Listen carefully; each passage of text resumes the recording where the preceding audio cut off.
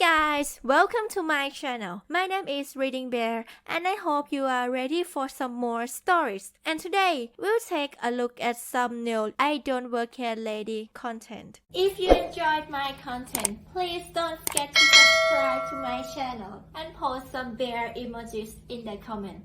And now, let's dive right into the stories.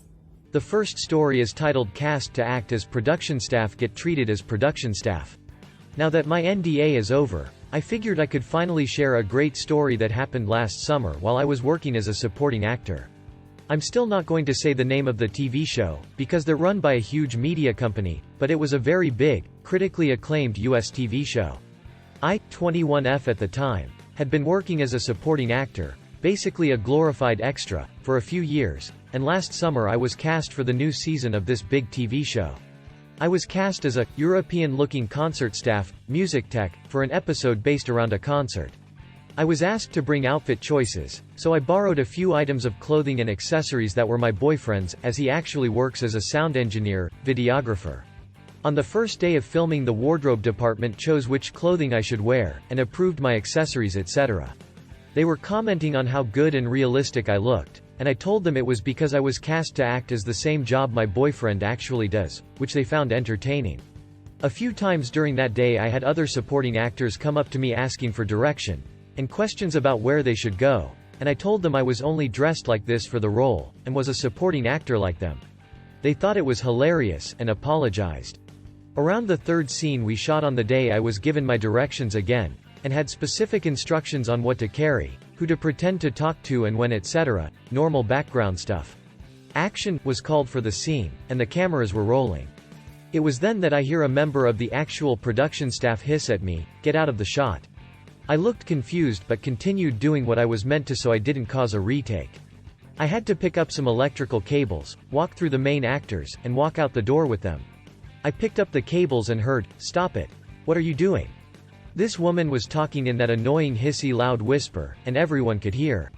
I ignored, because it is literally my job to, and walked through the main cast and out the door.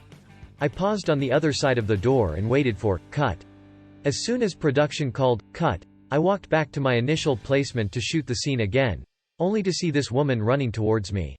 She is still trying to keep her voice down, but screeches at me, "What the hell do you think you're doing? You can't just walk across the set when the cameras are rolling, you can move this stuff later." I stood back, stunned, and just scoffed. As soon as it sunk in that she had mistaken me for actual production staff, I nervous laughed and just said, I meant to, I'm an actor." Her face was priceless. She asked why my outfit was so realistic and I told her about my partner's job. She was incredibly embarrassed as her speaking caused the scene to be shot again. All of the production staff and the very famous main cast watched this happen, and started smiling. I just walked back to my starting position and got ready for the next shot. From then on, the production team all recognized me, and said hi, making jokes about how I was trying to steal their jobs. Even the three main cast members, who I massively idolized, began chatting to me between takes and joking around, and generally not being the Hollywood jerks I was worried they might be. I didn't see the woman again for the week I was filming, and continue being friendly on set with the three famous guys, one of whom I had the pleasure of taking smoke breaks with a couple of times. All in all, I'm glad she was a jerk, because my whole time filming was so much more fun, and I got smoke breaks with one of my favorite actors ever. The next story is titled Man Mistakes My Disability Lanyard for Staff Uniform. This story takes place around the end of 2020. I was seeing my partner off at the railway station and waiting for a ride home when it happened. I don't entirely understand why this guy thought I was staff. Yes, I was wearing a lanyard, but a quick look at it even from a distance should have made it blatantly obvious I was just a member of the public. The cast. J equals jerk. Me equals me, but you probably already know that. Now, I was at the railway station entrance, just waiting to be picked up. I look nothing like an employee. I'm wearing a purple sweater, a purple backpack, and I was carrying shopping bags. I also had a green sunflower lanyard that, here in the UK at least, people with invisible disabilities wear to alert staff that were disabled. In my case it's autism, not really relevant to the story though, I guess. Anyway, I was just browsing my phone, when a rather irritated guy was walking around, then he looked at me. "Jay, do you work here?" Me. "No, sorry, I don't." J. Points to the security in the distance. Do they work here? Me. I'm not sure. I mean, I don't know if they're hired by the station or employed by someone else to cover the station. J. I need to get a ticket. Me. Oh, there's a ticket machine over there. You can use that to buy a ticket. J. I tried that, but it's not working. And then I went back to my phone, thinking this was over. About 30 seconds later, I see the jerk pointing his phone at me and, bizarrely, recording my disability lanyard. J. I'm recording this. Me. What? J. I'm recording this. You can't be bothered to help get me a ticket. Me. I just said, I don't work here. J. To the security. Where can I get a ticket? That machine's broken. The security said something. I couldn't really process what they said as I was too dumbfounded processing what was going on. I assume they said they couldn't help him? J. You guys can't be bothered. Me, can't be bothered. Me. I can't help you. I don't work here. And then the jerk started walking towards the ticket area and started rambling about not being able to get his ticket. I don't know what happened, but he did attract a crowd, and then the security had to stop him from whatever he was doing. Did he not even know he could just buy a ticket from his phone? That said, I wish he uploaded the video. Would have loved to have a link to the altercation. The next story is entitled Kid Tries to Steal My Antique Truck, Goes to Jail. I'm back with a new story about an entitled person or people. This may be used in a video if it is kept as deliberately vague on locations and names as I have.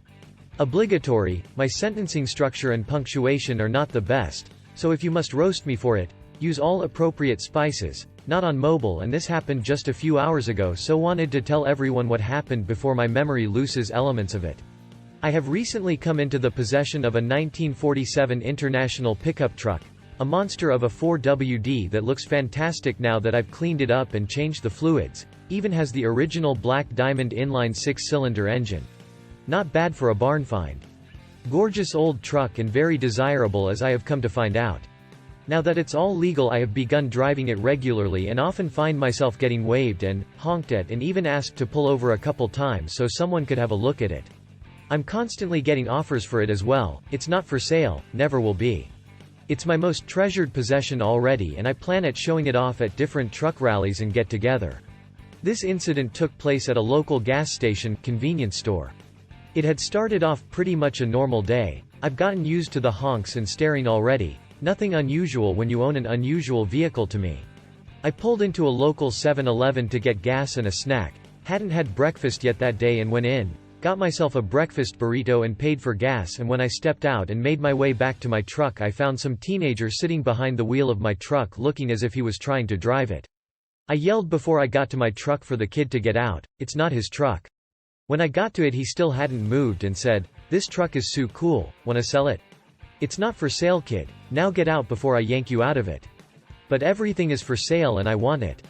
"You're not getting it, it isn't for sale," and opened the door, at which the kid suddenly bolted and ran off. Kids these days, I muttered to myself, thinking the matter was over. Boy, was I wrong. I had just filled the tank, went back and got my change, taking time to lock the doors this time before going back in and coming back out. When I got back to my truck, there stood the kid with an adult next to him. He said, "My son wants this truck. Hand it over now." Not going to happen, and if you don't back off of a truck, you're not getting. I'm calling the sheriff and making you back off. You're giving us that truck or we're taking it. I simply pulled out my cell phone and started dialing the non-emergency number, at which the man went white and said, "Hey now, I was just kidding. You want to sell it?" I told him already, points at the kid. "It's not for sale and won't be. Now I suggest you be gone before the sheriff arrives." They were suddenly gone. But that isn't the end of the matter yet. The sheriff arrived. I described the incident to him and they checked the security cameras outside on the store, but there wasn't much they could do without having seen the incident or having witnesses willing to talk to them. So, I went on about my day, doing some shopping at the local Wally World and stopping at a local specialty parts shop to order some parts for the truck that specializes in classic and antique vehicles, and headed home. I got home and for a few hours everything was fine. I had however parked my truck in a secured garage on my property, as I usually do, to keep the truck out of the weather, and considering what happened earlier, good thing too, because as I found out, these two were not done trying to get my truck. Late that evening, just as I hit the bed, I heard some unusual noises around the garage. I looked out and saw two figures prowling about the garage. first trying a security window, then trying to pull the garage doors open. So, I snuck out my back door with shotgun in hand, rounds loaded with rock salt and pork rinds. Very painful, but not deadly unless at near point-blank range. I load my own shotgun and rifle rounds. Briefly, rock salt when forced into the skin produces an intense burning sensation, and pork rinds glue themselves to human flesh as if super glued to it and must be forcibly peeled away without the appropriate solvents. Extremely painful either way. Next thing these two heard was a ka-chunk of a shotgun's round being loaded into a Sh0tgun chamber and froze. Then a quiet but firm voice, "On the ground now, both of you." Shortly both were on their faces, hands behind the back of their head, and they lay there until the sheriff arrived. Sheriff arrived, I lay my shotgun aside as they demanded and accepted being cuffed for the time being. They yanked the two off the ground none too gently and pulled them over to the cruiser they arrived in. They questioned me and took the cuffs off after taking possession of the shotgun temporarily and questioned them separately. I told my side of it, making special note that I believed they were after my antique truck, and told them of the earlier incidences that day. They had the unmitigated gall to claim I had stole their old truck and had it stashed in the garage and they were just trying to get it back. When asked, I produced the title and registration of the truck and even let them into the garage so they could run the plates. All came back as registered to me and me alone. I had the fun of giving these two a brilliant smile and a wave goodbye as they were driven off and taken to jail. Court date pending at this point. Will update when I have more info, but may be limited on what I can post here. I got my shotgun back after proving it was mine and having to reclaim it from the department, but no big deal. They're still in jail at this point, charged with trespass, attempted theft, attempted auto theft and several other charges. I was there for their initial appearance, and when the judge asked if there was any objection to them being ordered, I of course objected. Yes, I was being vindictive. I stated they wanted my truck so badly they snuck onto my property at night to try to steal it. I fear if they're released, they will try again. OR denied. Now, you'd think this was the end of it, but it gets better. I'll relay that in another post eye on the future. Let's just say an entitled "Women Tossed Her Hat into the Arena Via Lawsuit." A small addendum. For those reading my story that intend to create shotgun loads as I have, be careful. Even those the rounds are not considered lethal. You can still easily blind someone if the round hits them on the face, and that can still be lethal at close or point-blank range. The next story is titled "Are You a Manager?" This man at age 55-ish, was walking through a high-end department store in the town of Watford, UK. At the time, my daily workwear was a business suit. I worked in direct sales. I am ex-military, and that shows in the purposeful way in which I walk. How I carry myself. So I'm walking through the store and heading towards the mall car park. 10 yards ahead of me I see two young men. Sales assistants. As they see me, they both straighten up and one of them adjusts his tie. Just before I walk between them I nod and say, "Good afternoon, gentlemen." They both say, "Good afternoon, sir." Then one of them says, "Excuse me, sir. Are you a manager?" I stop, turn, smile and say, "Gentlemen. If you look at the left lapel of your jackets, you will see a small company pin, badge. If you look at my lapel, you see no pin, badge. Now, you tell me, do I work here?" They had the good grace to look embarrassed, and I smiled as I considered the merits of a military background and carriage. The next story is titled "I Confused for Another Student and Almost Get Suspended for It." Hey guys, first time poster, long time listener of the I Don't Work Here Lady posts on a specific video website that starts with Y, and this little memory got unlocked while listening to Daily Dose while working. Sorry if this doesn't fit here, but thought you guys would enjoy. Anyway, on to the story. I, 15 years old at the time, 32 now, went to a Catholic high school in Canada, and at that point of my life was straight-laced. Always one time, followed the rules, just trying to not get in trouble in grade 9.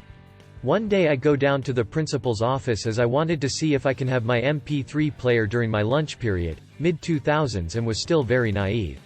When the vice principal, henceforth known as VP, saw me, his face went beet red and just pointed to his office, telling me to follow him in and take a seat. Though now I do have a tougher skin, back then it wasn't really the case, and was already feeling myself go into an anxiety attack, so the only thing I was able to do was do what I was told and followed VP into his office and took a seat.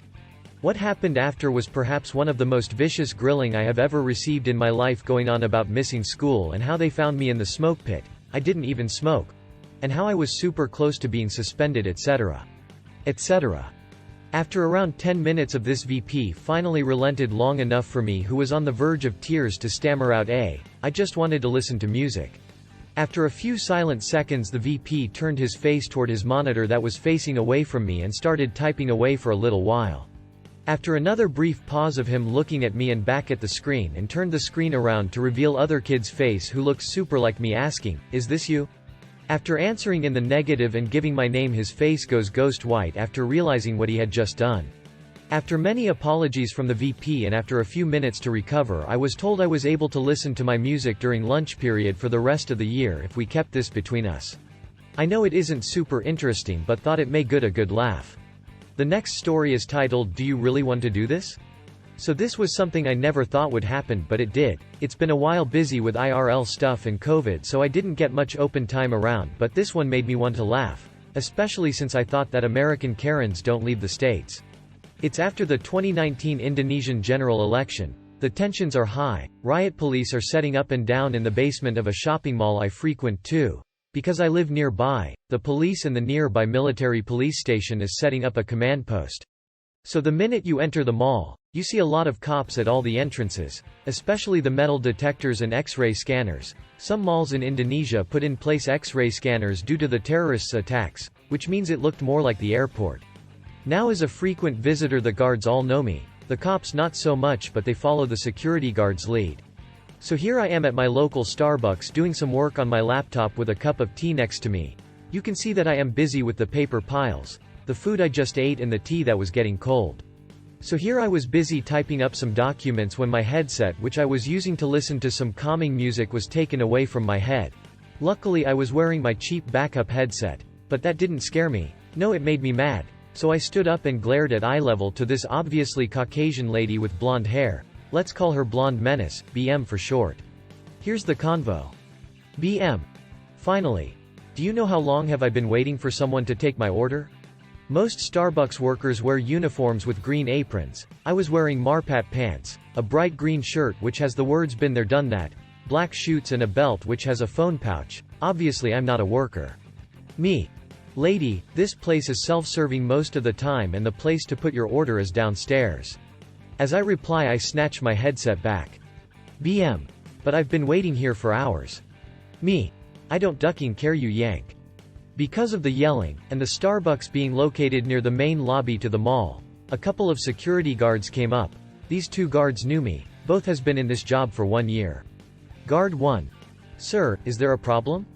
Before I could reply, the blonde menace cuts in and starts making up bullcrap about something that I couldn't keep track of. Finally I decided to use the one voice I rarely used. It's one I usually use for morning parade formation for the flag ceremony back when I was in high school. Me. Shut up and sit down. This caused the blonde menace to jump back a bit in a shock, but this also caused both cops to come up to see what was going on. Seeing two BRIMOB officers, one carrying an assault rifle, has made the blonde menace realize she is now in trouble and decided that retreat is a better part of valor. As she ran away, one of the guards gives chase. I explained everything to the security guard and police officers who understood, and the guard at the CCTV room saw everything. Last I saw of the blonde menace was being escorted out in handcuffs by a cop and the security guard who chased her. If you enjoyed the video, please subscribe to the channel and post some bear emojis in the comments.